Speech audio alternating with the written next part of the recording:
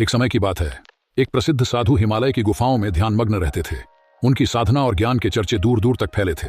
लोग उनके प्रवचनों को सुनने और आशीर्वाद लेने आते थे। साधु अत्यंत निस्वार्थ और संयमी थे, लेकिन उन्हें अपने ज्ञान और तप का अत्यधिक गर्व था। एक दिन एक नगर की प्रसिद्ध वैश्या साधु के पास पहुंची। उसने हाथ जोड़कर प्रणाम किया और कहा, मुझे भी सत्य और मुक्ति का ज्ञान दीजिए।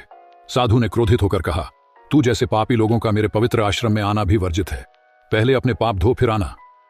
वैश्या चुपचाप लौट गई, लेकिन उसके मन में साधना और प्रायश्चित की भावना जागी। उस दिन के बाद वैश्या ने अपना व्यवसाय त्याग दिया और ईश्वर भक्ति में लीन हो गई।